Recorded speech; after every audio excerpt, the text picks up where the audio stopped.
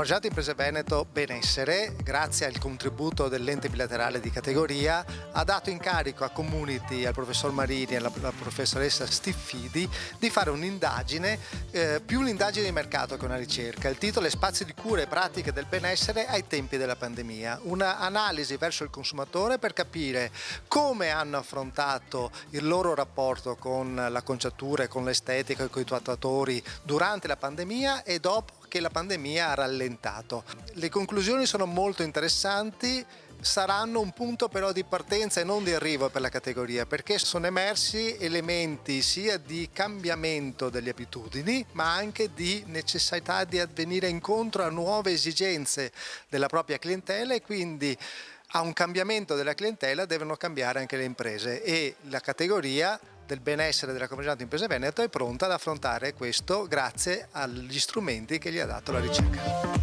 Abbiamo indagato consumatori e consumatrici come si sono organizzati da maggio del 2020 a maggio del 2021, raccontando le loro paure rispetto al contagio, ma anche una rinnovata idea e richiesta di salute e di benessere proprio mediata dal capitale estetico, un modo per prendersi cura per se stessi e di tornare anche dentro i centri professionali. Sicuramente la frequenza è diminuita durante l'anno considerato a causa della chiusura dei saloni, a causa della paura di prendere e contrarre il coronavirus proprio dentro gli esercizi commerciali. Tuttavia c'è una rinnovata idea di benessere che abbiamo riscontrato e che va accolta come sfida.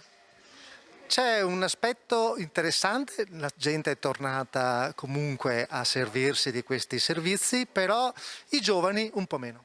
Benissimo, grazie per questo punto. La fascia di età considerata fino ai 34 anni, che noi abbiamo chiamato junior, rispetto chiaramente alle fasce adulti e senior, comincia a mettere in discussione questa idea di estetica ricercata anche solo attraverso la cura del proprio corpo. Quindi c'è anche una rivisitazione di quelli che sono i canoni estetici oggi. Il messaggio che vogliamo dare con questa ricerca è che i trend che abbiamo analizzato fino ad oggi sui consumi e sul capitale estetico potrebbero proprio essere messi in discussione dalla rottura biografica che stiamo vivendo con la pandemia.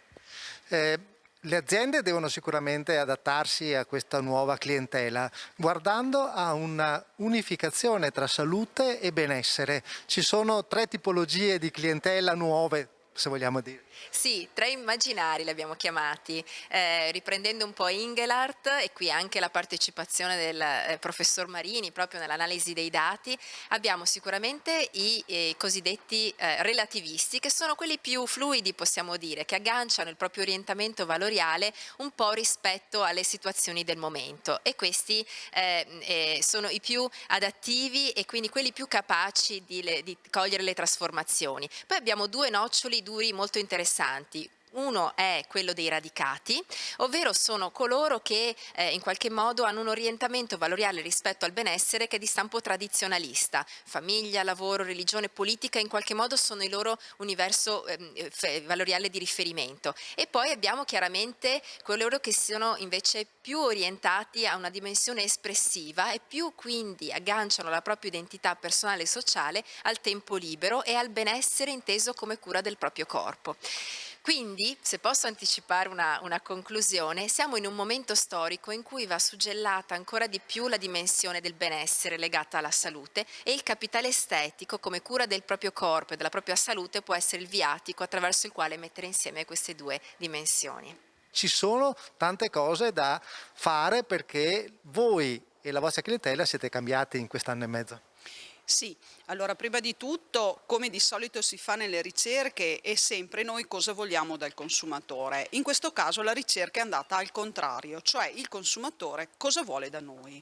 Io dico che solamente con questa linea io come che rappresento la categoria, ma tutti i miei colleghi che la rappresentano come me, possono capire noi cosa abbiamo bisogno per migliorarci in questo periodo di pandemia e quindi c'è una rivoluzione totale per quanto riguarda le nostre abitudini, perché il distanziamento, l'appuntamento obbligatorio, tante cose che sono cambiate, per cui è giusto sapere dal cliente alla fine cosa si aspetta da noi. Solo così noi ci possiamo migliorare, dare un servizio e una sicurezza, che in questo momento dare la sicurezza al cliente credo sia la cosa più grande di tutti, quindi noi siamo professionisti del settore ed è una delle motivazioni per cui questa indagine di mercato ci dà la possibilità di avere il tutto ciò.